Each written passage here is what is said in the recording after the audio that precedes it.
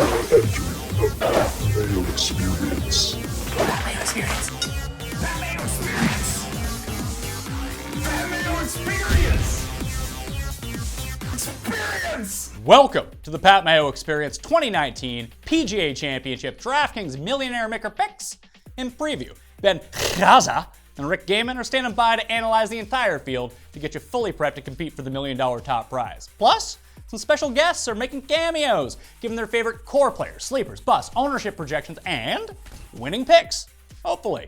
I'd call them experts, but let's be real here. They're just a group of guys who like chatting, talking, and writing about DraftKings golf, who may or may not be getting paid to do this. Still, they got quality info, so you gotta listen up. Before you do anything though, make sure to enter the Pat Mayo Experience DraftKings Open. $15 to play, maximum 3 entries, flat payouts, and the best part, here it is, $100,000 guaranteed.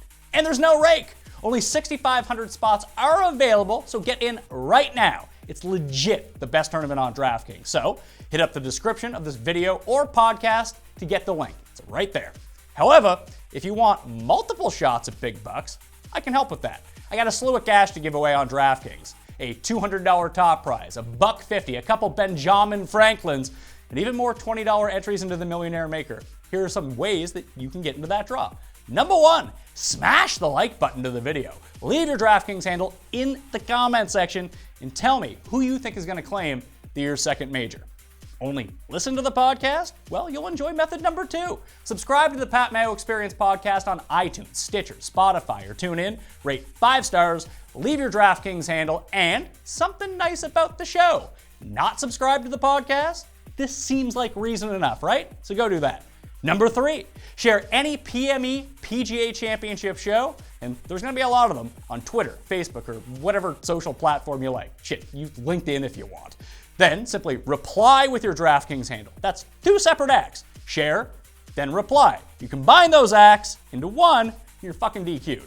Last way, follow me on Instagram and Facebook at ThePME. Like whatever picture or content pops up, leave your handle in the comment section. If you say something nice along with it, I'll give you some special weight in the draw. How about that?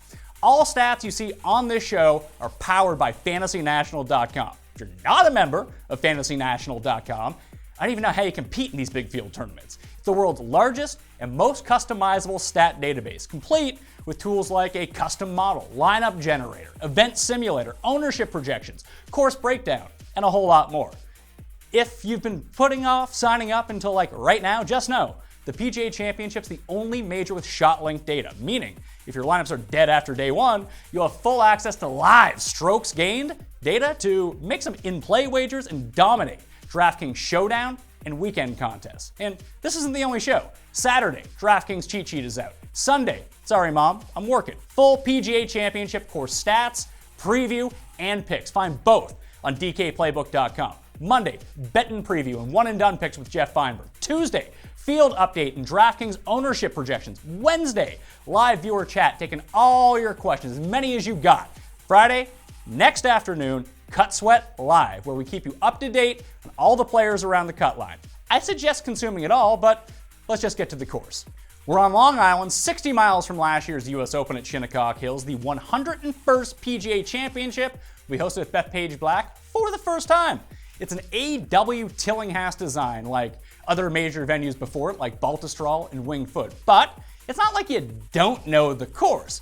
Bethpage has played host to the US Open in 2002 when Tiger won his second National Open as the only player under par to finish the event, topping Phil Mickelson by 4 strokes. Sergio was 4th that year too.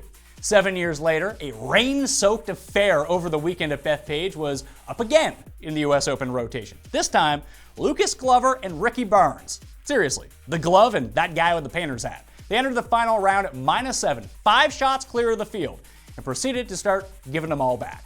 Glover made his only birdie of the round on the 16th hole, and that was good enough for a 2-shot victory over Barnes, David Duval, and Phil Mickelson. Tiger finished even par, tied for 6th that year, while Sergio, Stenson, Rory, and Ryan Moore all churned out top 10 finishes.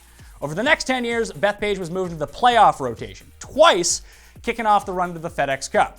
Well, it was a noticeable drop-off in difficulty between a playoff event and a US Open. It's not like the field had a super easy time. As a playoff event, Bethpage Black did switch into a par 71 from a par 70, turning one of the hardest par 4s on earth into a pretty easy par 5. Still, it was the 11th toughest course on tour in 2012. Nick Watney ended up hoisting the novelty check at 10 under, 3 strokes clear of Brandt Snedeker. Dustin Johnson was in a tie for third, and get this, with who? Sergio. Bubba Watson, Bud Colley, Louis Oosthuizen, and Brian Harmon all popped up inside the top 10 that year too, among others. We last saw Bethpage in competitive play in 2016, again as the first leg of the FedEx Cup playoffs, and again as a par 71. And yet again, it was the 11th most difficult course that year, majors included. Patrick Reed edged out a one-shot win at -9 over Emiliano Grillo and Sean O'Hare. The Aussies, Day and Scott, tied for 4th along with Gary Woodland. Ricky Fowler, Ryan Moore, Jason Kokrak, Jordan Spieth, and Justin Thomas rounded out the top 10 finishers on the leaderboard. And if you didn't know Bethpage Black from those years, you're likely familiar with that arrogant sign displayed off the first tee. Quote, recommended for highly skilled golfers. Fuck off. This is America. Don't suggest things in my direction. For the PGA Championship, that easy par 5 has been dropped back to a daunting par 4. And the difficulty should fall somewhere between the US Open Bethpage and playoff Bethpage, so probably one of the 5 hardest courses of the year. Playing as a par 70, it'll measure 7,425 yards, with 3 of the par 4s playing over 200 yards and 3 par 4s coming in at 500 yards plus. Finding the short grass is always important at majors, but there should be some leniency as the PGA Championship won't sport US Open unfair rough. The players will be able to find the greens in regulation from the rough sometimes instead of just instantly making bogey. The one wrench in all of this has been the insane amount of rain in the Northeast over the spring. There's even multiple days of rain expected in the run-up to the tournament, even in play. So there's a chance the course won't see the roll that's expected at Bethpage, and the elevated greens may be a tad more receptive, at least until early in the event, until it dries out, especially with high ball flights. But that's merely speculation for now. Unlike the Masters, where almost everyone makes the cut, the PGA Championship field set at 156 players, and only the top 70 in ties make the weekend after 2 rounds. No MDF, so if you get through, you're there all weekend. That gets competitive with the top 100 players in the world rankings representing 27 countries vying for those 70 weekend spots. Now, there's also 20 PGA Club pros in the field. Cross those guys off immediately. Feel free to do the same with most of the ancient former winners like John Daly, who's going to be riding around in a cart, Sean McKeel, Y.E. Yang, and Rich Beema. Just an easy way to make your first cuts to the player pool. Ideally, the player you're looking for typically plays well at tougher, longer venues. If you use Fantasy National and sort by strokes gained total over the past 24 rounds on courses which play difficult to par and measure over 7,400 yards, you're looking at names like Brooks, Fowler, Rory, Dave, Finau, Molinari, DJ, and Patrick Reed. Take out putting and just look at the tee to green play with the same parameters, and you got Rory, Dave, Molinari, Reed, JT, Finau, Bubba Watson, and Henrik Stenson at the very top of the list. Tee to green's always important, but selecting a plus distance player possessing a modicum of accuracy with the driver who gains strokes in each facet of strokes gained tee to green, off the tee, approach, and around the green is who you want to be targeting this week. Beyond those, if you're considering additional stats, take a gander at par 4s gained on holes between 450 and 500 yards and proximity gained from 75 to 100 yards. Sounds strange, but the player who can effectively get it up and down from that range is the one saving enough pars to remain near the top of the leaderboard. Do you even lift, bro? It's not difficult penciling in Tiger, Rory, Brooks, or Dustin at the top of your lineups. The tough part is what to do next. At Augusta, it was easy to jam in as many studs as possible because such a high percentage of the field makes the cut. You can swallow their hefty price tags. You can do that too with the PGA Championship, but going a tad cheaper with your core allows you more flexibility at both the expensive and bargain basement end. So I'm gonna have a lot of Sergio Garcia at $7,900. In 3 trips to Bethpage, Sergio's finished inside the top 10 every single time. He's one of the few in the field that has plus distance and plus accuracy that we crave, and sits second in the field in strokes gained approach, 9th in proximity gained from 75 to 100 yards, and 21st on par 4s from 450 to 500 yards. And the major factor, the POA putting surfaces. In his career, he's been almost 10 times better on POA than any other surface, and has gained strokes putting in 11 of his past 16 rounds on POA. And you may even get an ownership break after he screwed everyone over at Augusta. Most will focus on that instead of him gaining over 9 strokes tee to green at a very difficult Quail Hollow track 2 weeks ago, en route to a T4 finish.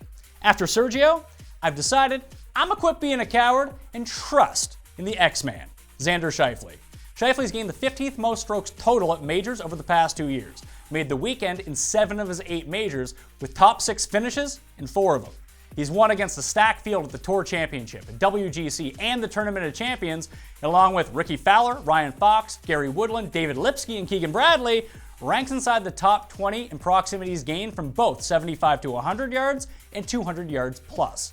Those are my guys. Jeff Ulrich from DK Live. Who are you building around for the PGA Championship? Now, my core play for the week is going to be Sergio Garcia at 7,900. And when I was making my list of plays, Sergio just stuck out like a sore thumb, kind of like Matt Kuchar did at the Masters. But you look at Garcia's performance coming into this event, he really has not played poorly this season at all, outside of the miscut at Augusta, which I'm sure some people will remember him for. But third in strokes gain approach coming into this event. He's made a ton of cuts, coming off a T4 at the Wells Fargo.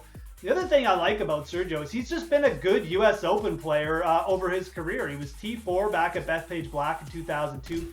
T10 at Bethpage Black in 2009, the year Lucas Glover shocked the world. But Sergio Garcia's got the right kind of game for this course. He's top 40 in strokes gained off the tee and driving distance, so he's got that length that you're going to need to take on a course like Bethpage Black. And I think the toughness of this course, the way he's coming in, and also the fact that he doesn't have that pressure of Augusta to defend the green jacket or hit it into Rays Creek 8 times, I think that's going to be a big factor too. And at under 8K, Sergio Garcia is a guy I want in a lot of lineups this week. So Sergio Garcia, my core play for the PGA this year. DK Lives and guest on the Wednesday live PGA Championship chat, 1 p.m. Eastern Time on the DraftKings YouTube page and the PME Facebook and Twitter accounts. If you're looking for it, CrossFit Jason Day, Reed Fowler. I really like the 9K range as a place to start a really solid balanced lineup. But Patrick Cantlay at $8,200 would be a core play of mine at the PGA this week. The salary obviously allows you whatever roster construction you prefer, but it's not just the salary relief that really gets me on Cantlay. He's one of the better players on tour who's the second tier of players ready to break through. Look, he's only got 1 victory so far in his career, but he keeps on churning out solid finishes with a top 15, 3 top 10s, and 2 top 5s since the Hero Challenge. He's got a couple missed cuts in there, but that doesn't bother me in the slightest. Top 10 at Augusta and solid finishes at past PGA appearances. He's going to win a big tournament. It's just only a matter of time. Cantlay is just outside the top 20 in approach over the last 24 rounds and is 12th in driving distance, as well as top 5 in strokes gained par 4, and has been ranked inside the top 20 in strokes gained around the green over his past 12 rounds and 4 rounds this season. Do you even lift, bro? All right, let's get into this. Let's break down the field. Let's go to the very top of the pricing now that Ben and Rick are both here. Tiger Woods, the most expensive player for the PGA Championship in the DraftKings Millionaire Maker. He is followed by Dustin Johnson at $11,100, Rory at 10.9, Brooks at 10.4, Justin Thomas at 10.1. Then into the nines, you got Rose, Molinari, Rahm, Fowler, and Tommy Fleetwood, along with Jason Day and Xander Schauffele at the very bottom of that list. But let's talk about the top 3 guys first. Tiger, DJ, Rory, the 3 most expensive guys, along with Brooks, probably going to be the most popular guys as well. Rick, out of these 3, I prefer Dustin Johnson the best, I think, but my strategy this week might not be to touch any 3 of these guys just because there's so many players in the field. Rounding out your roster at this price point is really tough. What do you see yourself doing up here?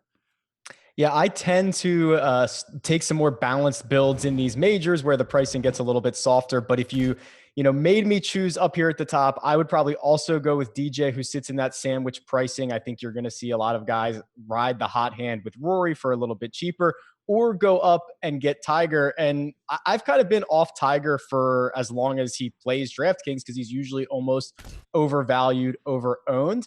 And I don't think I'll get to him at 11,003 this week, but he is a much different player than we have seen kind of throughout this comeback.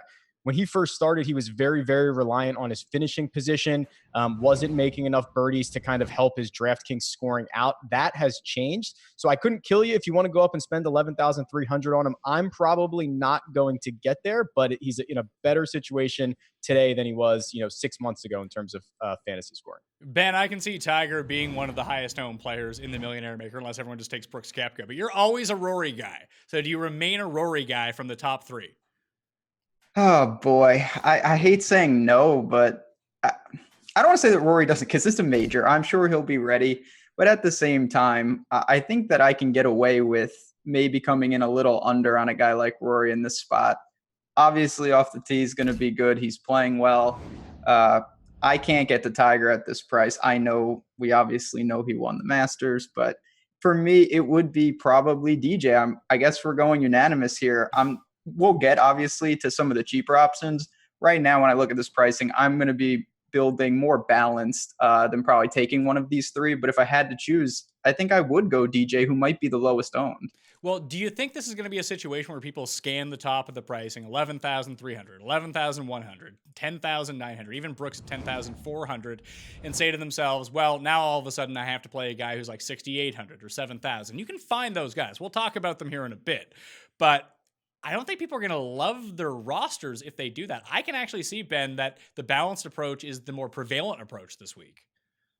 I think more and more in majors, because as Rick said, it's soft pricing. You can fall in love with those balanced builds because you're getting 6 legit players. But at the same time, I don't know if it's going to break the bank. Even if you start with one of those guys, you're probably going to have to omit maybe, the secondary 10K guys or the high nines, but you're still going to be able to fill out your roster with pretty quality players up and down. So, Rick, what do you think that the ownership breakdown is of these top 3 guys? I think the Tiger will be the highest owned. Then it'll be Rory. They'll both garner a lot of ownership. And then even with Brooks, he's going to suck away a lot of ownership as well. The DJ, I don't know, like 10% ownership in the Millionaire Maker? Could that even be possible? Yeah, it's definitely possible. I'd probably, earmark him for 10 to 12%. I think you nailed it on those other guys. It's always easy to go up and grab, the highest priced golfer because everyone just assumes he's the best golfer, especially in majors where we get a few more casuals coming into it. And Rory's the household name who's been playing well, and he's cheaper than DJ, which leaves kind of that void there. So I think DJ's ownership comes in right in that 10 to 12%. And then Brooks, depending on what he does this week, like if he goes out and wins the Byron Nelson, I think that he could suck up a lot of it too. I just think that it's time for Brooks, that it's a major. People know how he performs at majors. He gears his entire game to get up for these spots, that he's just going to garner a ton of ownership regardless of how Byron Nelson finishes. If he wins or comes in second and people see that, then all of a sudden that gets spiked even through the roof. I want to go back to Tiger for a sec, though. Are the 3 of us just idiots for not taking Tiger all the time here? Because we didn't do it at the Masters. That didn't turn out very well, Rick.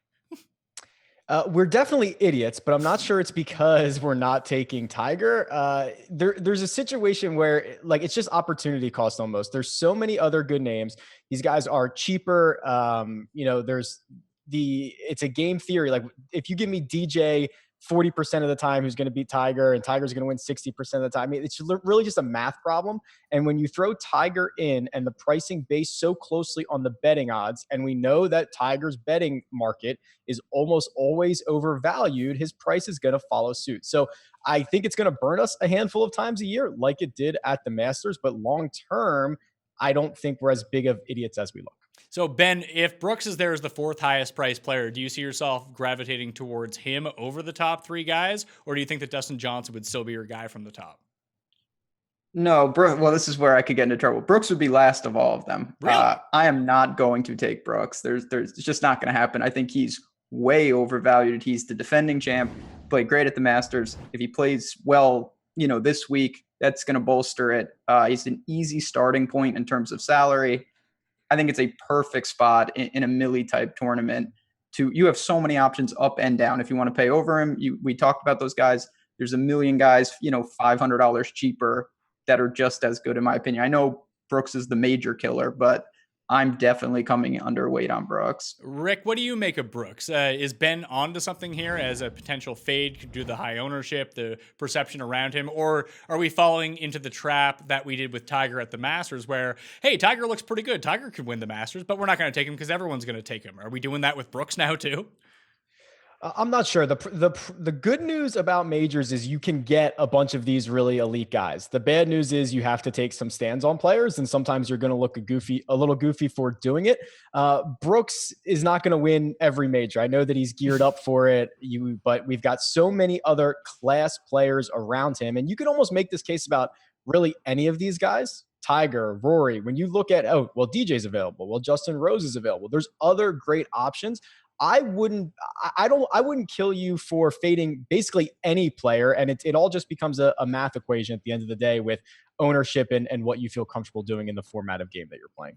Well, if we're going to talk about ownership, I think that the key to potentially unlocking the Millionaire Maker right now, and it all depends on how he plays and how risk adverse or willing to embrace the risk you are, Ben. Justin Thomas is the last player above $10,000. We haven't seen him play since the Masters. He was T12 there. He withdrew from the Wells Fargo, where he had won the PGA Championship 2 years ago with this injury that he sustained at the Honda Classic, and he's just looked off really since then, since hitting the tree and hurting his wrist. But at the Masters, he did play okay. Not great, but he played okay. On paper, like when you take out like the last 6 weeks of Justin Thomas and look back at what he's done over the past 2 years, he seems like he fits his course perfectly. I'm definitely interested in him. And you said it, you have to embrace that in the sense, if we had more information, ownership would probably correlate. If he went to Wells Fargo and played really well, we would probably know, okay, the injury is nothing to worry about. He's gearing up. He's in a nice spot. We really don't have a ton of recent form for him. I haven't seen him since the Masters. So there's definitely a bit of an unknown. There's more risk with JT over Brooks. There's no doubt about that. But you're going to have a sliver of the ownership. And there's no doubt that I think we've all seen when he's on point, he can go lower than anyone. He's one of the most dangerous guys in the field. When the Barclays was held at Bethpage in 2016, when it played as a par 71, not a par 70, like we're going to see this time around, it was the first time Justin Thomas had seen the course. He tied for 10th that year. Rick, what do you make of Justin Thomas? Do you have the guts to pull the trigger? Yes, but that's not always a good thing. I've had the guts to do stupid things in the past, but no, I agree. Justin Thomas is absolutely the type of player who can win someone $1 million.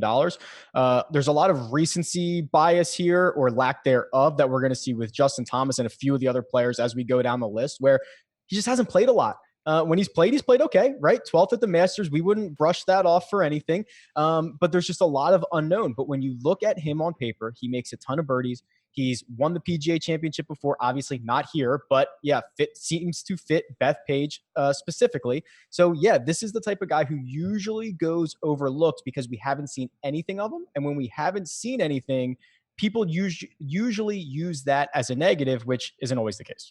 So if we drop into the $9,000 range, there is a case to be made, and I might make this case, and I might actually put this into practice. I'm really leaning this way to say Justin Rose heads off the $9,000 range, that maybe the key to building one of these balanced lineups that you talked about is just starting your team with 3 guys in the $9,000 range. Then all of a sudden, with your 3 remaining spots, you're left over with $7,400 per average player left. So you have Justin Rose at the very top of this range. He is followed down the list by, we got Francesco Molinari at 9,700, Jon Rahm at 95, Ricky Fowler at 93, Fleetwood at 92, Xander at 91, Jason Day at $9,000.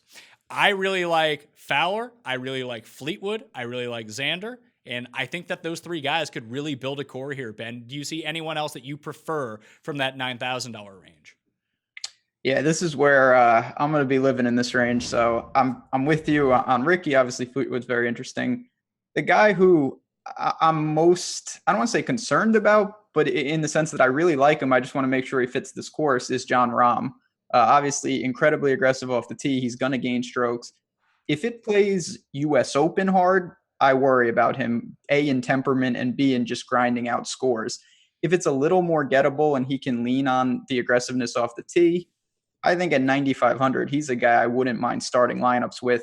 You're going to be unique doing that. A lot of people will have, different combinations. And I still think quietly he's having a pretty good run of it right now. Yeah, he was 12th of the players after melting down and not cashing that top 10 for people after being tied for the lead going into the final round. And then back-to-back top 10s, won the team event with Ryan Palmer at the Zurich Classic.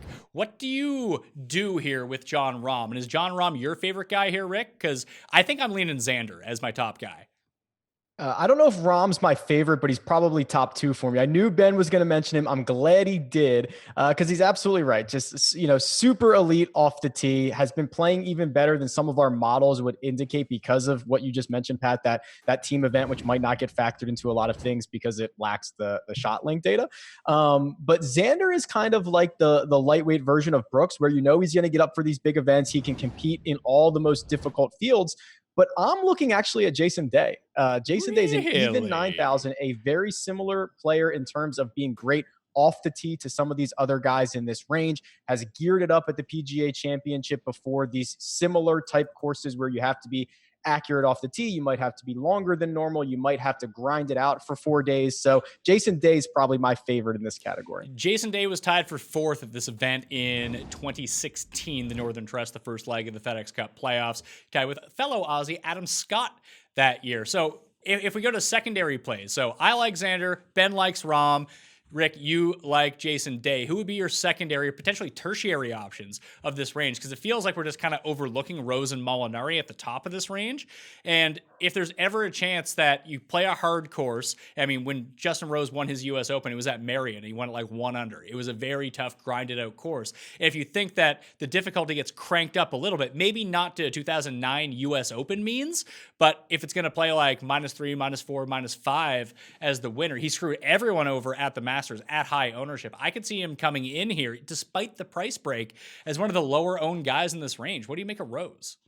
Yeah, that's the key. So if we came straight from the Masters and we have not seen Justin Rose, you'd get him at a tiny fraction of ownership where he is, one of the most elite players in the field. He can absolutely go out and win this thing. We have seen him play at the Wells Fargo Championship where he finished 3rd, which actually kind of calms everybody's nerves a little bit, makes me feel a little bit better. But the players who only play in the majors, who show up every 4 weeks, they've had some money left over in their accounts from the Masters, and they remember that Rose screwed everybody over. They're not going to be playing him. So I do think this is an opportunity to find a little bit of leverage. I don't think it's as much as maybe we would be hoping for after that debacle at the Masters. But yeah, he is certainly a leverage point in the $9,000 range. Rick, who would be your secondary option behind Jason Day in this tier?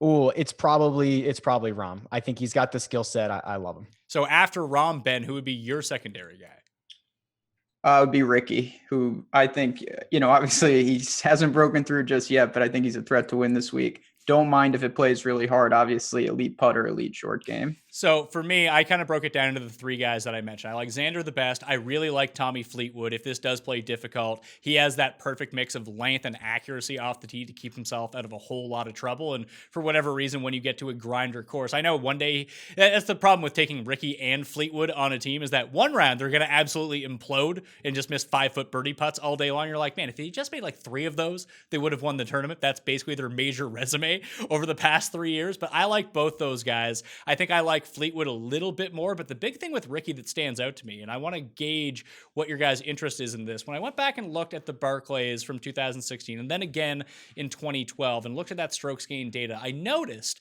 that a lot of players who did really well those years gained a lot of proximity gain near the very top from 75 to 100 yards. Guys basically getting it up and down from 80 yards to save par. And you're going to have to do that this week if you want to maintain yourself at the top of the leaderboard. And where this is such a long course, beyond 200 proximity is going to be super key as well, especially on the longer holes and even the par 5s to generate some of those few birdie chances that you actually get. Ricky rates out 4th from 75 to 150, or from 75 to 100, and second from beyond 200 yards over the last 24 rounds. Does that entice you even more, Ben, to maybe move him above Rahm? I think, as we get closer to lock and we get an indication maybe of how hard this is going to be, there's a chance that I do prefer Ricky, because I really think he's more apt to deal with those kind of conditions. He's very creative like that. We've seen him time and time again. Sometimes it's to work himself out of major trouble, but he is the type of guy, similar to what Rick said. Day is another guy that when I picture brutal conditions like that, he can be really crafty around the greens, even if it is for par. Those are going to be important, obviously, holes to just survive some of these tough stretches. Rick, what's the chance Molinari just ends up becoming the forgotten man here? Because even if you rostered him at the Masters, he wasn't super highly owned. But just witnessing his meltdown on Sunday playing with Tiger, blowing the 3-shot lead, putting it into the water twice, do you think that keeps people off of him? Yeah, I mean, I don't think that he would have been super popular anyway, just because there's so many big names here. He's always a guy that kind of falls down the bottom of the list. But yeah, our brains and the way they work are really incredible, where if before the week you would have said Molinari finished 5th, you would have loved the outcome. But because of the way it happened, where he dunks a couple in the water, kind of gives it up and chokes it away at the end, that changes our perception of using Molinari moving forward. So I do think it's going to linger. I do think that already people weren't looking for a reason to roster Molinari, and now they have another one just to tack on and say, okay, you know what, not for me this week. Frankly, for me, out of all these guys above $9,000, he's probably the least intriguing to me, because I need to get you guys to weigh in on, there's going to be rain. There's been a whole bunch of rain in the area anyway. Ben, I know you're close, so you've probably experienced this, but True. There's going to be rain leading up to it. There could be weather delays on Thursday and Friday, adding even more wetness to the course. Does that lean, because everyone just says it's wet out, lean Bombers, but that might not actually be the best way to approach it. You're not going to get the same sort of run, so maybe the Bombers are able to keep it into the fairway a little bit more than usual, maybe. But how are you approaching the weather as it pertains to dampness on the course and length off the tee, Ben? Yeah, I mean, it's something obviously to consider. I'm not going to overhaul, especially at the top end. These are guys that they're so good. They can play, I think in anything, maybe on fringe tiebreakers. As we work down to lower end guys, I think it becomes more pertinent. But just in general, yeah, Molinari is someone that I'm not going to say his game doesn't fit, because he's, when he gets going, another incredible player. But $200 to get to Justin Rose, who, it wasn't before his missing the cut at the Masters. I think a lot of people would have said he's the best player in the world. A couple $100 savings to Rahm, Ricky, Fleetwood. The opportunity cost is too great for me to take Molinari. Well, if this dampness thing, Rick, becomes an issue and people are leaning Bombers, people will always make the case against Molinari in this fact that we know that he's improved his driving distance, but he's not a bomber by any means. He tends to gain strokes off the tee by being somewhat accurate with a little bit of plus distance. And they'll make this case against him as the reason to fade Molinari at his price point. But he hits it longer than Tiger does. Like, does this become a problem for Tiger if it's too damp out? The whole wet conditions equals Bombers things is like, we could do a 2-hour show on that. It absolutely drives me up a wall, because even Bombers, they do it differently. I'm with you on this, that every time that this seems to happen, the shorter hitters who are good at long irons end up playing great, because the wetness actually keeps their long approaches on the green. Exactly. And there's a big difference between hitting it 300 yards and landing it 275 and rolling out 25 yards, or landing at 300 and having it roll out 1 yard. I mean, it's actually a carry type issue. So there's so many problems with that narrative. I just think it will be used as a reason to knock on some of these shorter hitters. But to Ben's point, the elite guys are elite for a reason. When you're down in the bottom half of the pricing pool and these guys only have maybe one good or one really good statistic or skill set, that's where it becomes more important. Up here, I think you're just playing it as normal. Do you think that you can almost throw driving accuracy out the window depending on what the rough is? If they crank up the rough, it's going to be super tough. But if you go back and look at the leaderboard and the top finishers from the 2016 Barclays, you're going to find a lot of players who didn't hit a ton of fairways. They actually hit fewer fairways than most of the field, like Patrick Reed, who won the tournament, hit less than average the amount of fairways required here, Rick. Like, would you lean distance over accuracy, or are you looking for a blend of both? Because I think that's probably the best method. A guy that can put it out there and that doesn't necessarily hit every fairway, but hits enough. Right. And in an ideal world, I'd always love to have a mix of both. But yes, I would prefer driving distance over driving accuracy. We've seen Bethpage show its teeth. I don't think the rough is going to be nearly as penal for a PGA Championship. I think these guys are going to be able to score out of the rough. So if you made me choose one, distance is always going to be a benefit, because there's few guys that can kind of do both distance and accuracy in a really elite way. Ben, you got to pick a prototype of a player. What are you looking for? I'm with you guys. I think that the ability to carry some of these fairway bunkers with length and not be punished, again, if it plays like a US Open, that changes everything, because then you need to be in the fairway and you're punching out in certain lies. But if you can play it from just off, the first cut and whatnot, I don't think it's a problem at all. I'll take guys like Rahm, who can be really aggressive and just, carry some of these bunkers. They're not even in play. If we get into a situation where we don't know how the rough is really going to affect it until like 3 hours into coverage, you're like, oh no, this is just awful. Like, if you miss the fairway, you're absolutely screwed. Because I remember watching the Aaron Hills coverage. Remember they cut down the rough there because it was going to be so penal. And then it just turned out that no one ever went into the rough because the fairways were so big that it was just all a non-factor. Do you have to account for the unknowns that could potentially pop up here, where if maybe we're not anticipating the rough being such a problem and that you can score out of the rough, do you lean somewhat towards the guys that can scramble a little bit more in case all of a sudden that rough is super tough to get out of? So what I do, I prioritize things I think that cover a blanket approach. So scrambling, I don't see many scenarios where that's not pertinent this week. So that's something I'm going to weigh heavily regardless.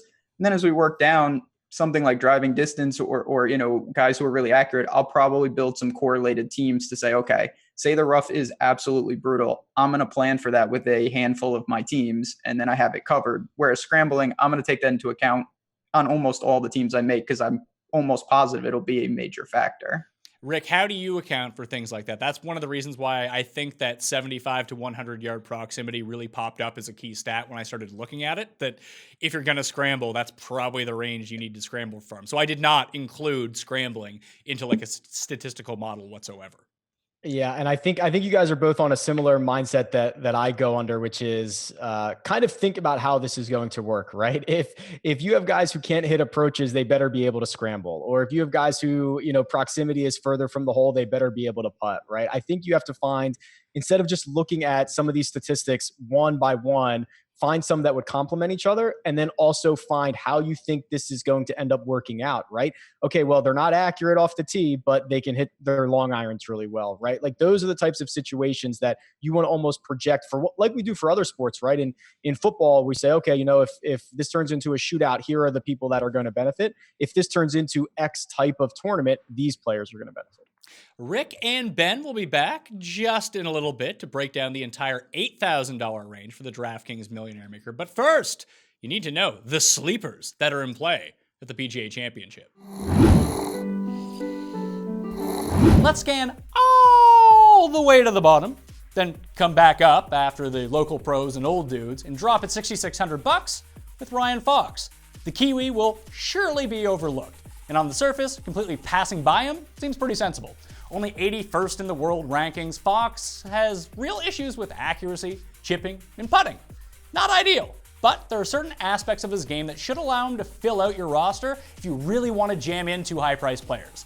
Fox notched his first Euro win earlier this year in the Gimmick Super 6 event. He currently ranks 3rd on the European Tour in greens and regulation, while sitting 7th tee to green, 15th in approach, and 16th off the tee. And he hasn't been terrible stateside either. He's made the cut in all 3 of his major appearances a year ago and 5 out of 6 in his career. And like Ricky and Xander, sits top 15 in this field in proximity gain from 75 to 100 yards and over 200 yards, the 2 most important iron ranges for the PGA Championship. Just pray he doesn't combust with his wayward drives. Reed Fowler, who's your sleeper? Really like JB Holmes in the 6K range to outperform his price tag at Bethpage. This is going to be a driver-heavy course where you need to score on long par 4s, and Holmes rates out great over the last 24 rounds in strokes gained off the tee, as well as par 4s between 450 to 500 yards. His ability to scramble as well as get it close will help on this tough course with smaller than average greens, and if you look at some past tournaments like the Barclays that's been played here in the past, he's got a top 20 back in 2012 here, as well as a couple of top 30s at the PGA over the last 5 years. Riviera is a corollary I'll be using this weekend. Well, he won this year, and since 2014, JB Holmes is top 25 in strokes gained total in the majors since that time frame. And we got him on POA, his preferred putting surface. So give me JB at 6,600. Jeff.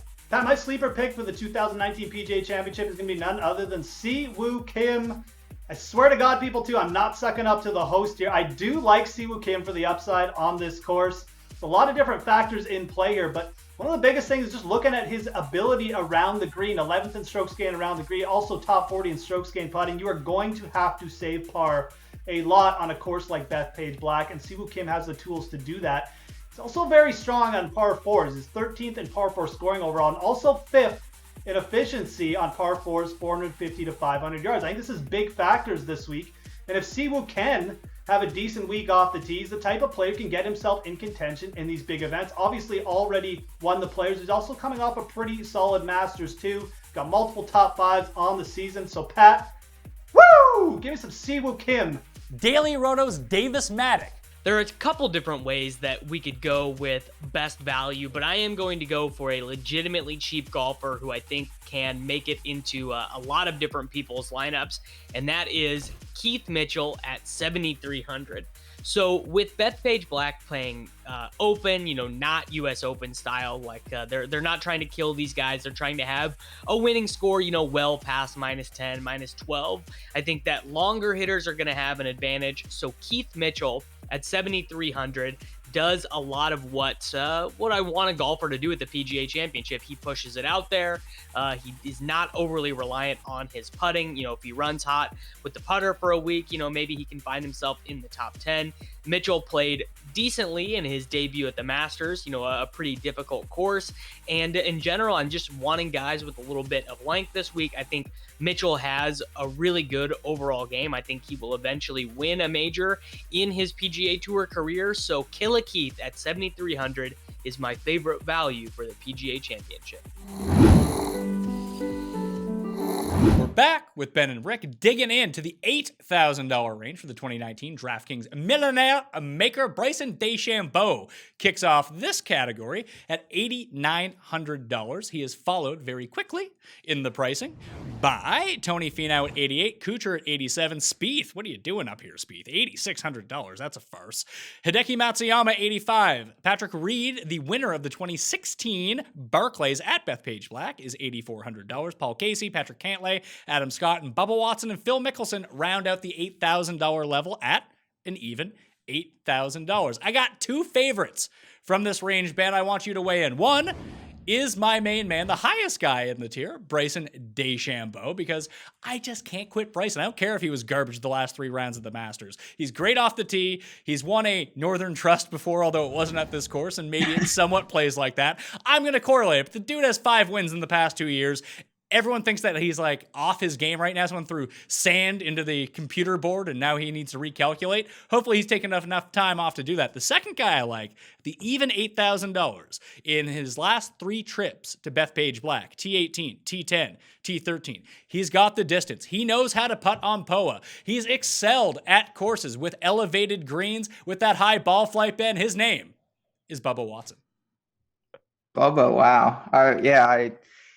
The 2 lefties at flat 8K, those will be interesting. I'm 100% with you on Bryson. You summed it up perfectly. I think he makes a really good play. And, in terms of a buy low spot, I know he's not playing the best, and that's why we see the depressed price. But my God, sub 9K for a guy that was, one of the best players on tour for a decent stretch, just getting win after win.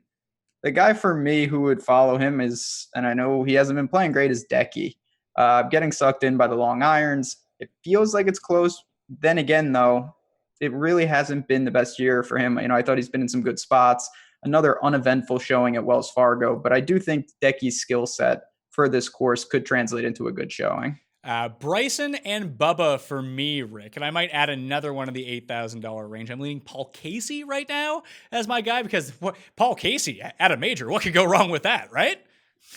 Yeah, that'll burn you come Sunday. I hate that I'm like the third guy to endorse Bryson, but if we kind of look at it and, if I like Jason Day for similar reasons where they hit it well off the tee, they can make a lot of birdies. This is a good buy low opportunity, as Ben mentioned.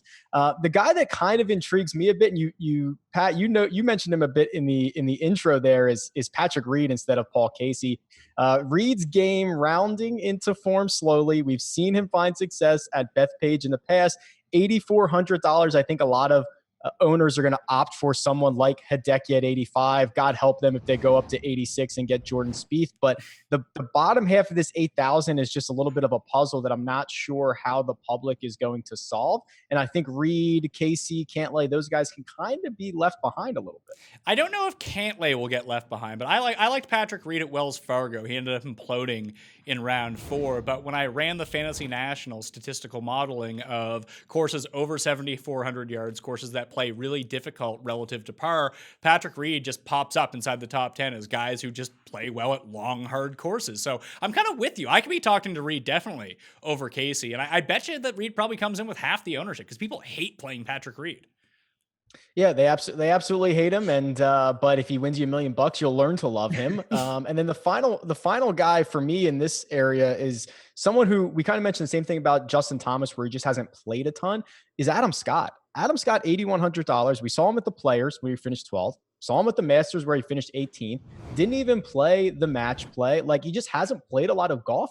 And going back to that scenario of, if you're not top of mind for a lot of owners, your number of entries just comes in super, super low. So I don't think there's anything to knock against him other than the fact that we just haven't seen him on a golf course. I guess my issue with Adam Scott when it comes down to it is there's only so many guys in this range that I'm going to play. In full disclosure, I plan on playing like 20 Millionaire Maker lineups that I need to be a bit frugal with some of those spots. If I like all those guys in the 9K range, I can probably fit in. If I do like 3 of the 9K guys, I might be able to squeeze in one of these guys if I drop down below 7,000 and construct my teams that way. If I want to go 2 9K guys, I could probably go with 2 of them, but I can't just overload on this area. Like I mentioned, I like Bryson, I like Bubba, and I'll probably add a third. I don't think that Adam Scott would make that cut for me. I think I actually like Reed and I like Casey both more than Adam Scott coming in. What do you make of Adam Scott? 4th place finisher at the Barclays in 2016, Ben. I actually like him. I think he's certainly going to be in my player pool, and I'm probably going to prioritize him over everyone right in that, micro range, because another guy, like Rick said, it's not that he's playing, he just hasn't been playing, and his skill sets, another guy with the long irons can fit this course, has some experience. The price seems pretty fair. And I think that if he played in some of these weaker field events, we would see him at a higher price and B with a higher ownership if he was, coming in, a 6th place finish at one of these weaker type events, but he's chosen not to play. And I think that really does make an interesting situation. We're probably doing ourselves a disservice by not talking about right off the hop the 2 projected highest owned players in the 8K range. I think that Tony Finau could press being the highest owned player in the Millionaire Maker, period.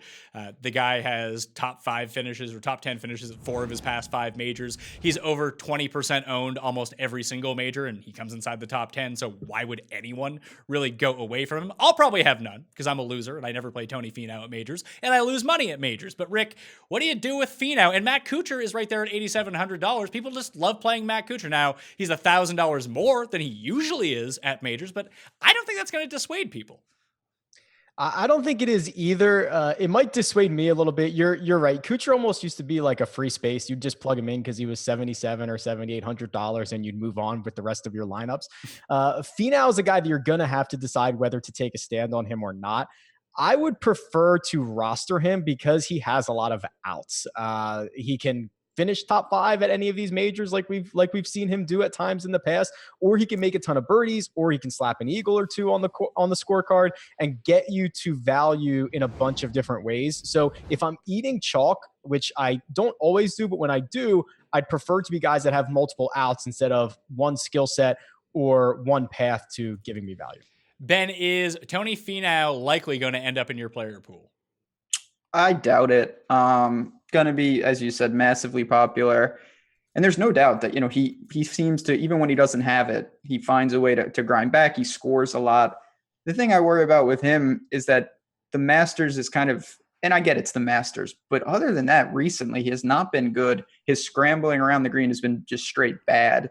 So if this is a real test, I think for me, it's a pretty simple pivot to plenty of other options, whether it's Bryson, take the savings with Decky Reed types. And I'll let other people kind of try to ride the Finau showing in majors. Yeah, so over the past 24 rounds, Tony Finau ranks 133rd of 156 players in strokes gained around the green. That can become ultra problematic if he's not hitting every green in regulation, or he actually needs to scramble to get up and down. He's also not been the best from long iron proximity either, which is really concerning for him because he should be good from beyond 200 yards. He's 88th in the field in that number. Ben, Spieth, just cross him off. Don't even consider being contrarian. Just cross him off. Yeah. Unless it sounds like you kind of want to play him. I'm not going to lie to you. I mean, I always say, well, maybe it's this Royal Birkdale or some crazy situation. Honestly, though, time and time again, you can make that. You're going to be able to justify that forever because the resume in itself still has what it has. But he's shown nothing time and time again. So honestly, yeah, I have limited interest, if any. Rick, is he your bottom ranked player of the 8K range? Yeah, probably. Well, very well put by Ben. And there's always a number for everyone, right? Like when he gets to 1% ownership, right? I mean, you're going to want to roster him. There's going to be a number, but for me, he's not the only place for you to be a contrarian. There's other guys in this range where you can find it and guys that are playing a lot better. So yeah, red X next to his name. Yeah, I just think crossing him off is just going to save yourself an awful lot of stress. Like if you pivot on to Reed, I don't think that there's going to be a huge disparity between the ownership of Spieth and Reed, to be perfectly honest with you. They'll both be around. Hell, Spieth might get up to like 7% because people like Jordan Spieth and people hate Patrick Reed, so he'll be like 4%, something like that. And if you, like, as a contrarian play in this range, if you don't take Kuchar and you don't take Finau, your lineup is already contrarian because people are going to own those two. The other one is going to be Patrick Cantlay down at $8,200. He had the storming finish, Rick, at the end of the Masters. People kind of got on board. I don't know really what to make of him here. Like, he's been better around the greens, which gives me some hope, but I think I just like the other guys around him better. Yeah, I usually have a terrible feel for Patrick Cantlay in terms of how I expect him to play, in terms of what his ownership is going to be. I'm basically throwing darts on him. I think that, yes, he gets a lot of exposure from the Masters. Then he followed that up immediately with a great finish at the RBC. So I can't blame you if you want to play him, but this is a plethora of riches in this range. I probably have him 5th, 6th out of here, something like that. So I probably won't get to him. If I want to just kind of change up some builds and whatnot, he'll find his way into my player pool, but I'm not super excited I won't start with him. He would be like, the 5th or 6th guy as I'm filling out lineups. Ben, will Cantlay end up on your lineups, or are you more of a Phil man at $8,000? Cantlay, to me, is a guy that I'm certainly not going to let define my week. I'll have some. I might use him in cash and come win way under in tournaments because I think there's a pretty nice window where he comes in, 20th. And it's like, okay, not a bad showing for a cash lineup, but it's not going to get you there in certain, when you're trying to take down a gigantic field tournament. Not a strong feel. Phil, I don't know. I mean, he's the complete opposite of Cantlay. Like, I will use him in Millie type tournaments because there's no doubt he could win you $1 million. But the miscut equity, the dead last equity is always there with Lefty. He's had a pretty good track record at Bethpage over the years. He's hitting the ball a lot farther than like he has in really any of the past 5 years, Rick. Like, does he have the scrambling ability still? And we just see the blow-ups happen, but can he keep it together for all 4 rounds? Because we know he can putt. We know he can chip. We know he can get up and down from 100 yards. Does he put himself into too much trouble off the tee to have a chance?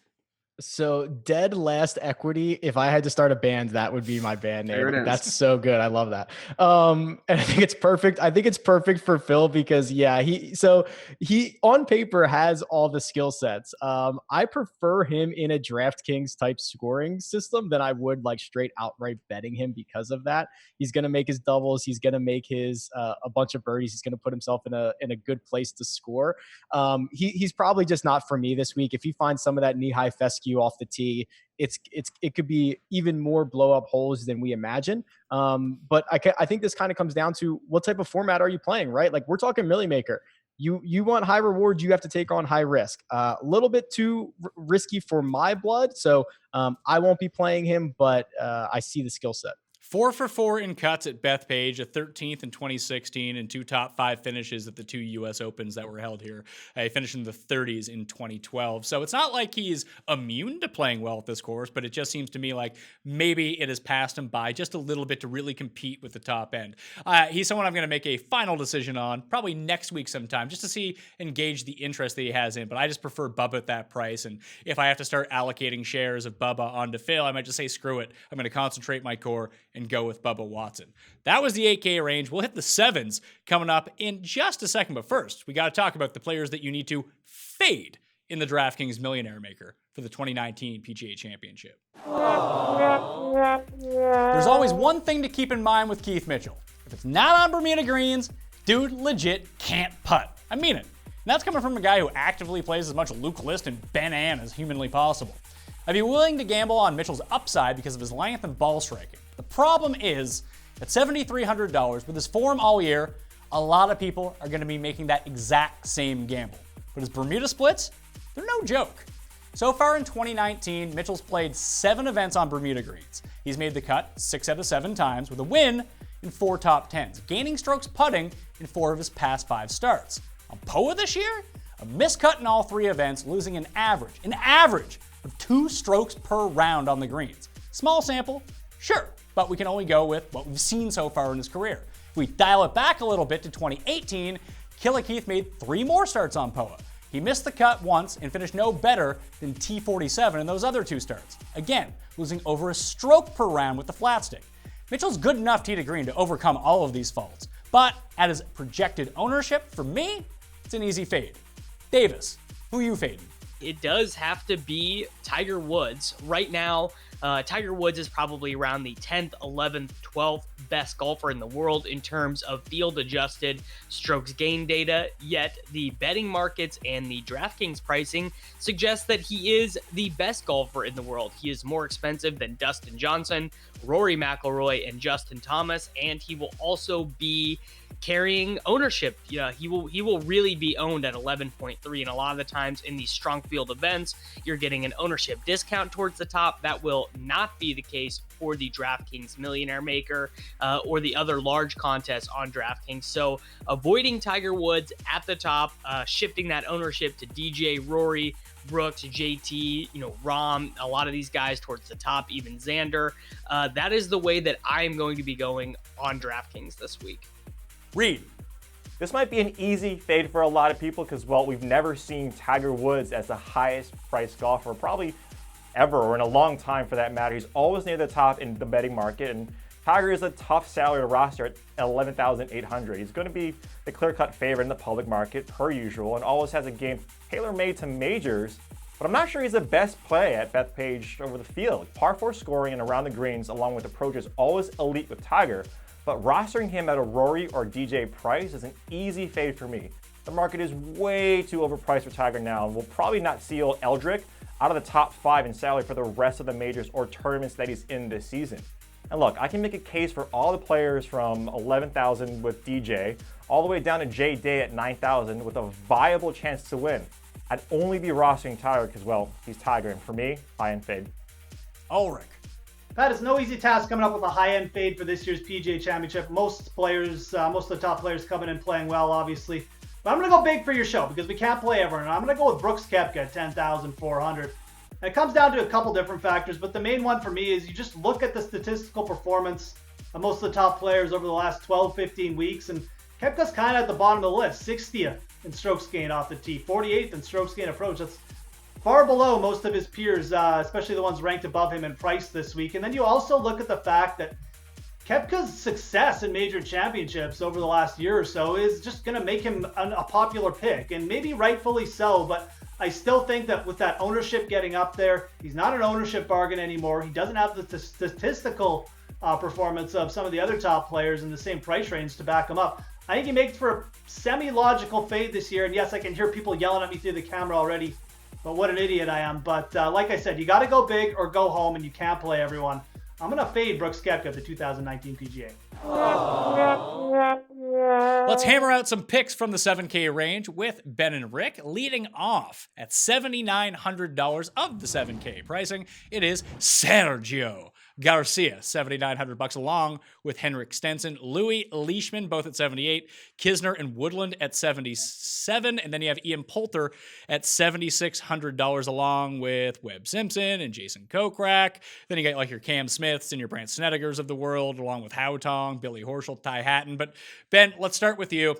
As people found out earlier in my core players segment, Xander Schauffele was going to be a core player for me foremost, and then the guy who's had probably as much success at Bethpage without ever winning than anyone else, and screwed everyone over at the Masters. So it might hurt his ownership just a little, although I have a feeling that everyone is going to be on Sergio by the end of the week. I love Sergio here. I do too. Was another guy similar to Rose, just awful at the Masters, responded at Wells Fargo and was great. The difference between him and Rose, though, I mean, I guess you could say Rose is cheap for his price, but Sergio, man, sub 8K. It was hard not, I look at the pricing and I was scrolling and I did a double take with him and Stenson right there. So these are a couple of guys that, they're not going to be anchoring your lineups. And there's no doubt that Sergio, with his ability to drive the ball when he gets going with the irons and makes a few timely putts, he's a serious threat to contend. Rick, Sergio gained over 9 strokes tee to green at Wells Fargo en route to his top 4 finish. And then you have the fact that, hey, these are elevated greens, somewhat like Riviera, a course where he plays really well. And there's no putting surface Sergio prefers more than POA. So is it time just to go all in on Sergio? Yeah, I mean, I love Sergio, and I think everyone else will too. I think he's gonna be pretty popular, especially as we get closer to lock here. So yeah, I think he's great. If you're looking for a pivot, the guy that I think there's such a compelling case around Henrik Stenson, and compelling, it might be good, it might be bad, but at least it's interesting. Where remember when he bottomed out? I guess it was at the end of last year, missed like 4 straight cuts. Everyone was off him. We thought he fell off the cliff. Has started to play a lot better recently, got scorching hot in the match play, has put up some decent finish recently, and his putting's been so bad. Coming into the Byron Nelson, he had like 9 or 10 straight rounds where he lost strokes putting, which Henrik is not a great putter career long, but he's way better than what he's shown. It's just so interesting. I think if you want to embrace a little bit of volatility, Stenson might be your guy at 7,900. I guess the one thing that worries me about Stenson is that distance off the tee. Not so much because he's short, because the long irons are really good, but if the long irons aren't clicking or the course dries out a little bit, along with the putting, he can improve on the putting, but his short game has never really been all that great. He has moments when it looks really good, but I feel like for him to win at this course, it has to resemble when he and Phil ran away with it at the British Open, where he just was not missing greens in regulation. And Ben, I don't know if Stenson can pull that off. I'm very torn. And then you got Leishman right there coming off a WD, screwing everyone over. He has a back problem, but does that create an opportunity, or is he just someone to get rid of now? I mean, it definitely creates an opportunity from, if we get no news, you're going to be very on an island if you do roster him blind.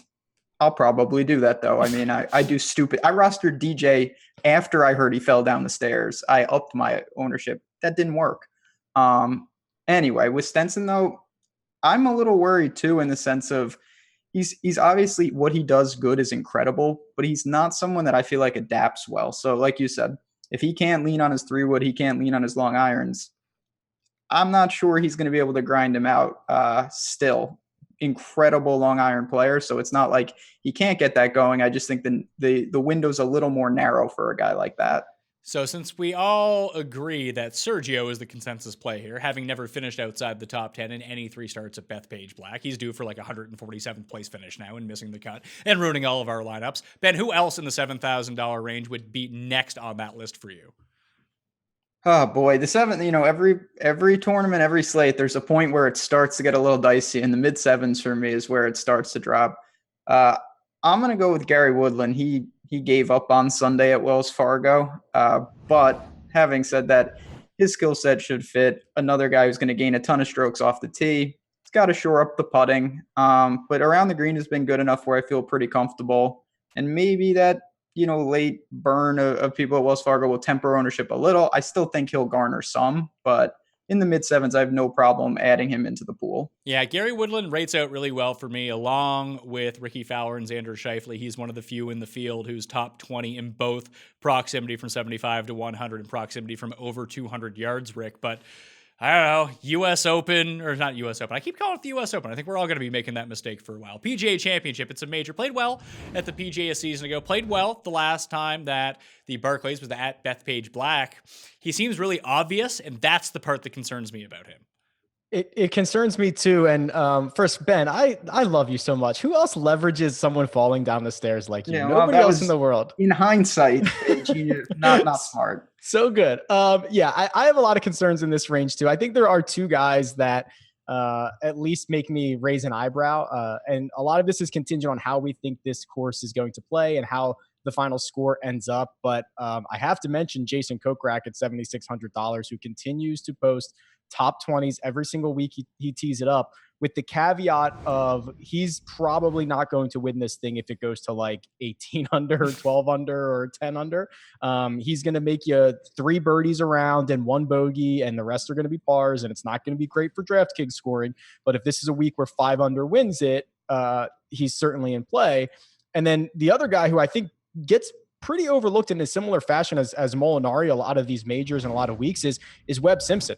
Webb continues to roll on. He's much better around the greens than a lot of these guys in this tier. We've seen him get absolutely scorching hot at big events in the past. Like, those are two guys that to me just seem like they could be natural fits for this. See, I kind of like Jason Kokrak as well, and then I just worry that for his price point, he's not the class of player, even the players around him. He's just playing really well coming in, but he has that top 10 at the 2016 Barclays as well, so he can maneuver around this course, and what he does well is what you want to do at Bethpage. The problem is almost like Stenson, but to a much worse degree, that if his irons are off a little bit and he's forced to get up and down, he can't do that. Yeah, and that it's always something we talk about on here where it's like, oh, if you have to use your around the green game, like you probably weren't in it anyway. That probably is not necessarily the case this week where, based on conditions and based on how this is going to play, you are going to have to get up and down. So keep that in mind because that's something you've probably heard us say in the past before, but it's a little bit different this week. So in the lower $7,000 range, Ben, I don't know what to do down here. My eye just goes to Ben An like it does every single week, but I know how that turns out. And he's coming off a WD, and I'm probably still going to take him anyway. Can you just please talk me out of Ben An? I mean, why would you go to me for that? I play that guy consistently, and it never works. Can't putt, coming off the neck. The problem with Ben An is that no matter what you run, if you're running any type of ball striking metric, he's going to show up because he just consistently dominates tee to green. He's an incredible scrambler around the green. He's one of the best on tour. It's just he can't putt. So in the low sevens, you're not going to find – this is where we start to talk about – you're not going to find a guy who fits the course and is playing well and checks – like you're going to find 2 out of 3, 3 out of 5 in terms of things you want to see.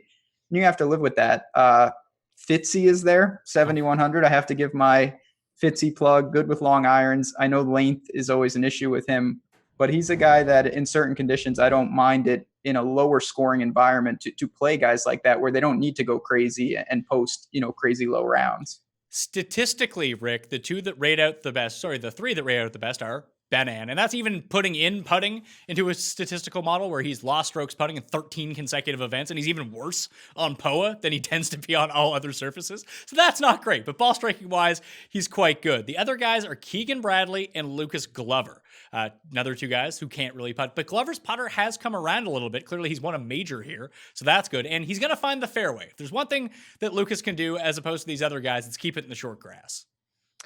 Glover's the one that intrigues me a little bit, and especially because he is priced 7,300, which is the same price as Keith Mitchell, who is probably going to be one of the more popular guys on the slate, I assume. So Glover is at least a natural. I'm fading Keith Mitchell here, by the way. Guy can't putt on POA. Can't do it.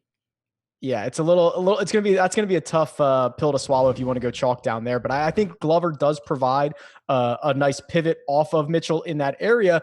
And then the other guy, Johnny Vegas, right? I was actually kind of surprised that he did not play a few times more recently headed into this, or played this week at the Byron Nelson.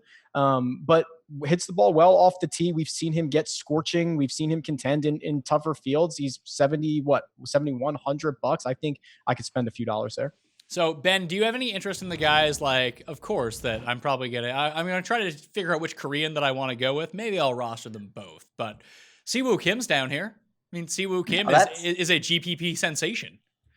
That's your boy. I'd rather take a blind dart with Sunjay if I had to at 74. But honestly, I'll be honest, Vegas is someone I didn't look a ton into. I kind of glossed over him. And when I clicked in the recent form, obviously he's always a good driver of the ball. I think that's a very sharp, interesting guy. I'll give Thomas Peters, we'll see what he does at Byron Nelson. We haven't seen a ton of him. There's no doubt that he has the upside. So at flat 7K, it's hard for me not to at least consider him just because I know how electric he can be. Well, Rick, one of the main things that I pointed out when I did my statistical preview is you don't want players with a big hole in their game. Like if you're going to look at tee to green and you look at all three metrics between driving, approach, and around the green, if you can find someone who's positive in all three of those, they should perform at least admirably at a course like this. And when we get down to this range, it's tough to find. And I know the sample is small, but if you go look at like the Euro Tour data as well, Thorbjorn Olesen Sneaky rates out well, great around the greens. He's the best player in this field on par threes from 200 to 225 yards as well. I know that's a smallish sample because everything with him is going to be because he plays primarily over in Europe. I don't think anyone's going to use him, and he's playing at the Byron Nelson this week, but I don't think that he's going to end up with a high finish there. That course doesn't really suit him, so it's not like people are just going to gravitate towards him all of a sudden. I like his prospects a lot this week. Yeah, I do think it's sharp to go over and try to get some more data points, whether it be from the Euro Tour or, past times maybe at Bethpage, like anything that you can get for some of these guys in this range to amplify that sample size, I think is the way to go. Olesen, 21st at the Masters. It's obviously a major event where these guys, you want to see if they're going to crumble under the spotlight, or if you want to see that if they can contend, if they can compete. And he's kind of passing that test a little bit. I'm not sure I'm as high on him, but there's so many guys down here that you're going to be able to get at super low ownership. Go find the skill set that you want to leverage or weigh this week and find some guys that fit it. Ben, anyone else that we should mention in the 7K range? Like Griot was second at the Barclays in 2016. You mentioned Matthew Fitzpatrick already. If you want some driving distance, Aaron Wise is out there at $7,100. CH3, he's going to be owned at $7,000. I'll probably take a pass on him. But even Pat Perez, who's rebounded quite nicely off this injury, should have the type of game that plays somewhat okay at a PGA Championship tougher style course, because he can get it up and down from almost anywhere. Do you think you'll take a scattershot approach from the bottom here, or do you think you'll really concentrate on a few guys? It's probably going to be somewhat scattershot here, just because I don't see anyone that I feel pretty confident in terms of, okay, they're getting through. It's more, I see some guys that really could knock on the door of a top 10. And when I feel like that, you want to mix and match. So Griot's a guy you just mentioned. Ball striking is always good. CH3 plays, it was not great recently, but he's been playing good golf, played well at Genesis, if you want to comp that. Probably the most popular, though. So it'll be Flyers. Pat Perez is a guy I still don't really understand. That whole, he's, a ruptured Achilles, and now, just kidding, he's fine. I'm not sure I'm there. We'll see what he does. He's one of the few guys I actually want to take some information on what he does at Byron Nelson to make my decision. Well, before he missed the cut at the Heritage, Rick, Jim Furyk was playing exceptional golf. Is he just too short for here? Unfortunately, yes. And it also might be a matter of, Jim Furyk, that I don't know what it was, 6-week stretch that he had where he was kind of on top of the earth, might end up just being an outlier for him, right? And we might see him actually getting back to what we would expect out of a guy of his age and his skill set. But it also doesn't help that, he's going to have to really find the one out to success, which is overcoming this really disadvantage of being shorter off the tee and trying to find a way to win it. I think there's better options. Yeah, I don't necessarily think that he has a chance to win, but I can see him top 20 here if the course gets ramped up difficulty-wise just a little bit. Because when you take somewhere like Heritage, for example, where he didn't perform all that well off the tee because a lot of people were clubbing down and just everyone was hitting the fairway. It wasn't that big of a deal. At least I know with him that he's not going to put himself into a great deal of trouble at this course, that if it does end up being -5 as the winning score, Jim Furyk can just be sitting there at +2 all week, grinding out pars, getting it up and down. He's really good at long approaches even still. He ranks inside the top 10 in both strokes gained approach and proximity from over 200 yards over the past 24 rounds. That I think I would rather go with him over someone like Charles Howell III at 1/20th of the ownership. Oh, I would prefer to stay away from Charles Howell III because you nailed it on the head there. I mean, his ownership probably comes in, some multiple more than the rest of these guys here. So Furyk, again, I think you're kind of selling me a little bit, but it's definitely condition based, right? If this is a really low scoring event, he's much more in play than he is if we have to go out and make a ton of birdies. You hear all of us keep talking about ownership and what that means. We'll get to the 6K players in a second, but first we need to discuss who the highest owned players in the DraftKings Millionaire Maker are going to be. Stay tuned.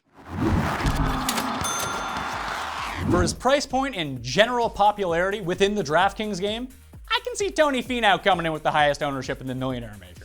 He's appeared on over 20% of DraftKings rosters in each of his past 3 starts, including the Masters, and has made it to the weekend in each of his past 7 majors, turning out top 10 finishes in 4 of his past 5. So he's yet to scorn anyone even with his consistent elevated ownership. And fresh off a T5 at Augusta and just $8,700 in the Millionaire Maker, expect him to be the top or at least near the top of ownership. But maybe I'm way off. I doubt it, but maybe I am. Davis, who do you see as the highest owned player? The highest owned golfers for the 2019 PGA Championship are going to be Matt Kuchar and Hideki Matsuyama. The Matt Kuchar chalk was it was a devastating fade at the 2019 Masters. I don't know if Bethpage sets up quite as well for him, but Matt Kuchar, the people just love to play him at 8,700. It's a really affordable price tag. You know, that fits in the balanced contrarian lineups, those fit in the Tiger lineups or the DJ lineups where you're going a little bit stars and scrubs. In general, that 8K range just really does fit any lineup construction. And Hideki is, you know, the ball striking nerds love to play Hideki. The people who just like to see the results and the finishes like to play Kuchar. In general, these guys are very popular. If Hideki has a good result at the Byron Nelson, that does probably funnel into his ownership results a little bit. But my two highest golfers are Hideki Matsuyama and Matt Kuchar. Jeff. When we're looking at ownership percentages this week, Pat, there's one player that definitely stuck out above the rest for me, and that's Patrick Cantlay at 8,200. I feel like players like Sergio Garcia, Tony Finau will definitely soak in some ownership, but I think of the three, Patrick Cantlay is definitely going to be the highest owned.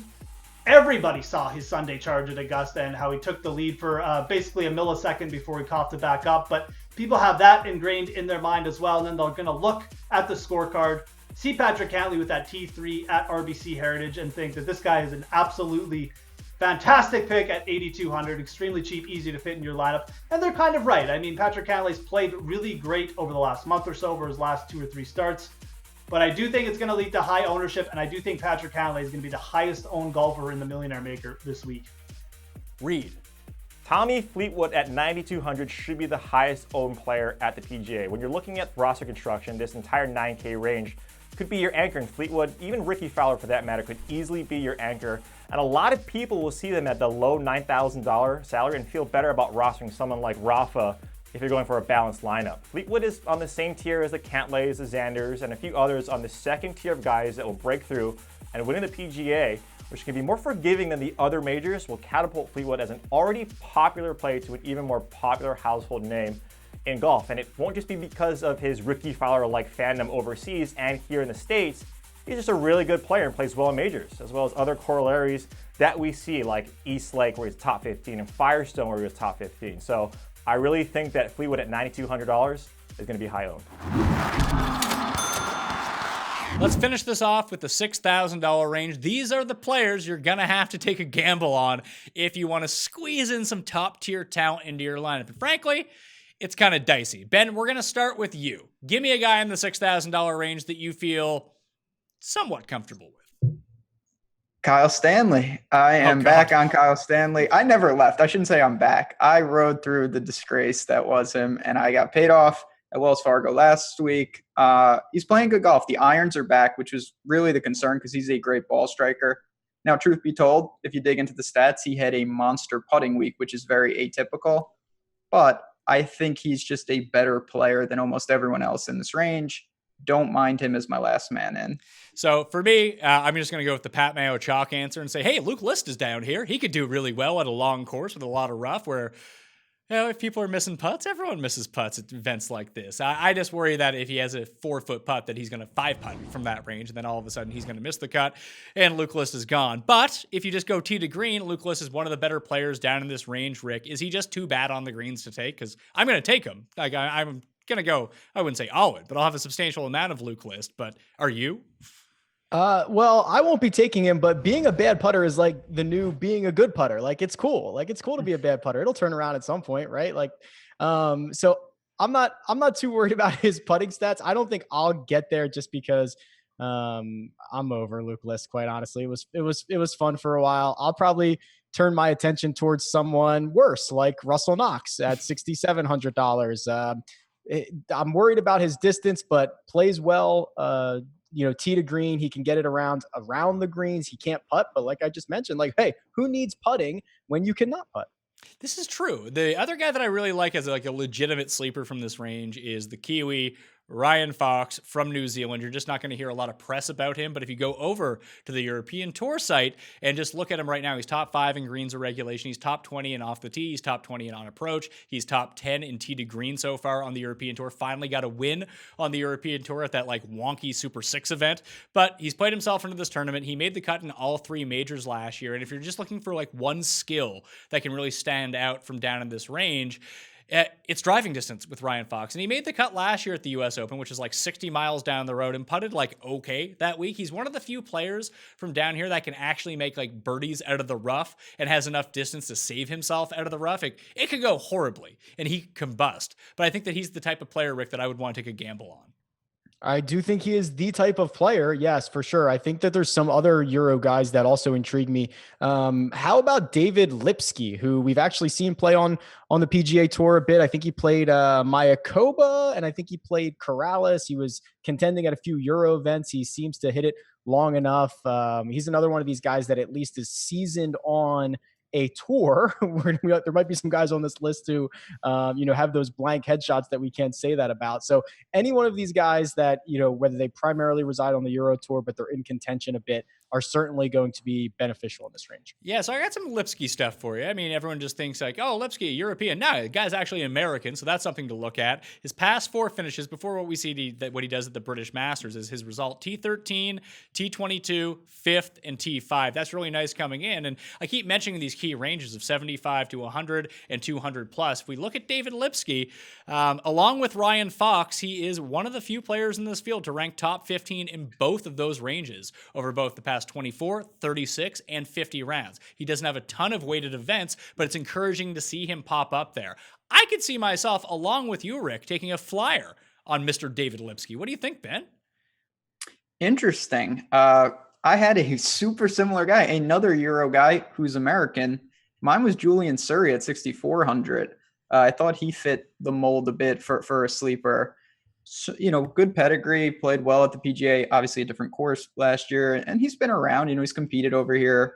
He's an American.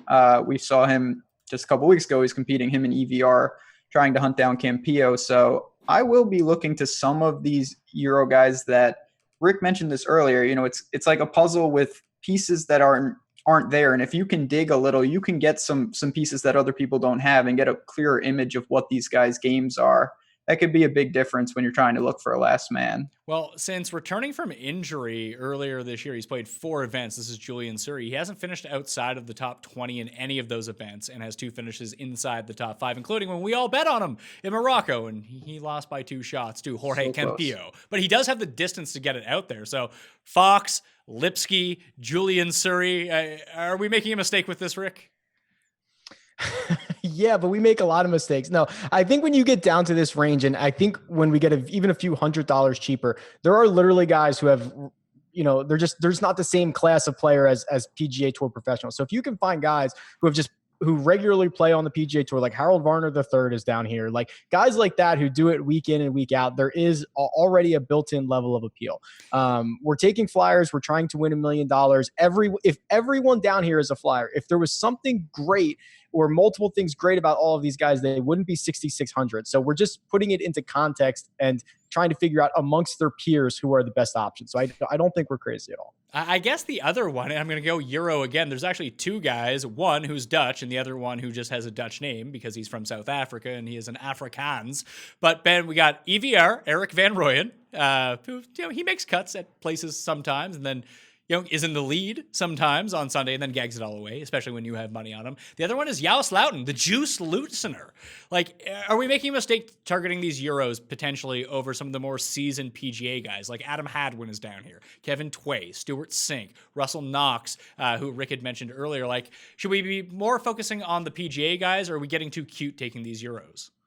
So it's a really fine line for me. And I'm a big Euro guy, but I think there is something to, if you have like no experience playing any PGA Tour events and then you come over here, I think that's a recipe more often than not for disaster. But some of these guys, I've seen them play. They played a handful of events on the PGA Tour. So I don't think it's going to be that much, shock or difference, and they can handle it. But there are some guys, Abraham Answer, 6,600. He's been struggling a little. We'll see what he does with Byron Nelson. Scott Piercy, another one, 6,500. Those are obviously PGA Tour regulars. And the PGA, I mean, all in all, the field, it is somewhat of just another event in that regard. So I certainly will lean in tiebreaker situations to guys that have done this week in and week out. Rick, I found that off the tee and ball striking wise, that Safeway and Phoenix really rated out as somewhat corollaries to what I've seen in the past from Bethpage. There's no saying that that's going to correlate again with different conditions and just different length of some of these holes under major conditions. But JB Holmes, I find really interesting because he's played well at Safeway. He's played well at Phoenix. We talked about POA. He tends to putt really well at POA, whether it be at Farmers or whether it be at Riviera, where he won already this year. A very high ball flight. He can stop it on these elevated greens, and it feels like you know what sort of performance you're going to get at a JB pretty quickly. He is coming off a withdrawal at Quail Hollow, another course where he had won in the past. He was 9 over through a round and a half, so things weren't going too well for old JB. I was on him at the Masters. He really let me down after a strong first 2 days. If we're taking all these Euros or some of these young guys, is JB Holmes just someone who can kind of plod along here at a PGA Championship? Because he certainly has the length and distance to get it done if distance is what matters the most. Yeah, I do think if you've been riding him, you should probably continue because his price is going down. It's like when there's blood on the streets, buy stock, right? Buy property. JB is not in a great spot in terms of recent form. That WD killed a lot of people, but when you just step back, look at him on paper, I do think he's someone that fits the type of player that we'd be looking for better than most in this price range. And you mentioned the fact that he can hit the ball a long way. He can, just plod around the course. I think that's the perfect way to put it, Pat. So if you've been riding him, I think you continue to ride him. Otherwise, I don't think there's any real reason to go out and target him. There are other guys down here that offer similar skills or maybe some complementary skill sets depending on how you think this tournament's going to play out. So I think I'm going to play somewhat of a scattershot approach, and I'll refine some of these picks on Tuesday's show. And you can check out the DK playbook, find my cheat sheet up there. I'll have my initial one that I'll update it again on Tuesday once I concentrate some more on picks. I'll cut it down to a first draft, and then the final draft will come out on Tuesday evening for my final picks. But right now I'm looking at Lipsky. I've been kind of talked into that. Fox, JB Holmes, Kyle Stanley. I'll go with you here, Ben, on this one. Yost Loughton and Luke List would be my preliminary 6K scatter shot range of guys to throw in at the bottom of lineups. If I even decide I want to go down this line, I've already said I want to play a balanced approach, so I want to stay out of this range as much as possible. But hey, I'm greedy. I'm going to definitely drop down here for some of the lineups. Ben, is there anyone else that we haven't mentioned that you think you would throw into your player pool? No, I think that about covers it. I'll give a real quick, and I don't know if I'll do this, but if I go extremely aggressive and I need a true cheapie, Dylan Fratelli, he's playing better golf. Another guy at Byron Nelson, we'll see 6,300. And that's just a price point thing. There's not many guys down there, but all in all, if I do go into the sixes, I will try to keep it in the high sixes because at least there's some options up there. Rick, how about you? Is there anyone left in the $6,000 range that you think is worth mentioning? The last guy I'd even consider would probably be Troy Merritt, who, playing well recently, coming off the 10th place finish at the RBC, playing well so far this week at the Byron Nelson. He's the type of guy that, again, $6,200 is nearly the min price. He's better than a lot of the guys around him. I mean, John Daly gets to use a cart. So does that give him any significant advantage, Rick? Strokes gained cart riding, I think, is the stat you're looking for. Yeah, sure. It gives him an advantage that he'll blow via smokes and Diet Cokes or whatever. All right. That was the entire field from the very top of the $11,000 range all the way through to the $6,000 range, which means it's time to pick a winner. Let's see who we got. No more wavering. Time to pick a champion. Despite the cavalcade of favorites playing tremendous golf entering the year's second major, I'm going to drop down to Tier 2 and roll with my guy, Xander Schauffele. With top 6 finishes in 4 of his 8 career majors, wins against the world's premier talent, the Tour Championship and a WGC, along with elite ratings in ball striking and the key proximity ranges, it feels like this is finally time for the X-Man to add his name to the storied list of Keegan Bradley, Lucas Glover, Jason Duffner, Todd Hamilton, Rich Beem, and Dustin Johnson as one-time major champions. Xander Schauffele for me. Rick, who are you taking to win? My pick to win is Jon Rahm. We've seen him be elite off the tee. His game is trending in the right direction, even winning the team event, which keeps him out of a lot of our models. This Bethpage Black course is going to be challenging, and he's up to the test. It's going to be Rahm raising the trophy on Sunday. Rasa. Well, this is the time for Ricky Fowler. I think he finally breaks through. Been so close so many times. He's had a really good 2019, just gaining strokes everywhere. Has a win earlier in the year, and I think he finds a way at Bethpage to finally get a major victory. Davis. Xander Schauffele will be the winner of the 2019 PGA Championship at Bethpage Black. The PGA Championship has historically been an event that has been conducive to allowing first-time winners. Xander has contended at several majors, was really in the hunt at the Masters, and his game is in a really good place. He's 34th on tour strokes gained off the tee. He gained strokes approaching the green, around the green, and putting. He's 19th on tour in strokes gained tee to green, 13th on tour strokes gained total. His odds to win at 25-1. You know, the market thinks that he can win. He really is in a new class of golfer. So Xander Schauffele will be your 2019 PGA Championship winner. Reed. Look, I want to pick at least 3 other guys that I think could win here, but this should be a wide open major, and I really like Patrick Cantlay again at 8,200 in his game. It's just in the right spot now, and he's just been solid over the entire season. Love his price, love his mentality for the majors, and is showing improvement with his game where it's been deficient, like around the green. So the top range is littered with guys who could easily take this, but I'll take Cantlay to change his career with his second win and his first major here of his career. Jeff Ulrich. Pat, my pick to win for the 2019 PGA Championship basically came down to 2 players for me. Even though I bet Xander Schauffele at the start of the season to win this event, I'm going to go with Ricky Fowler instead. And it comes down to just Ricky's been trending really well over the last month or so for me. His off-the-tee game has been really good, and that's what stood out. 8th in strokes gained off the tee at the Valero Texas Open, 13th in strokes gained off the tee at the Wells Fargo. Also had that T9 there at Augusta. And when Ricky is hitting it well off the tee, that's, to me, when the rest of his game really starts to click. He's coming into Bethpage Black in some really solid form here.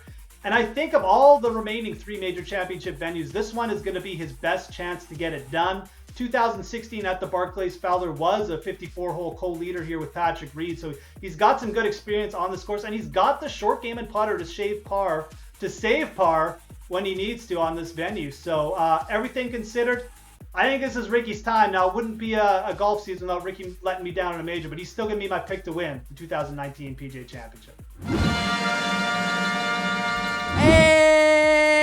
And that'll do it on the Pat Mayo Experience PGA Championship DraftKings Millionaire Maker Preview.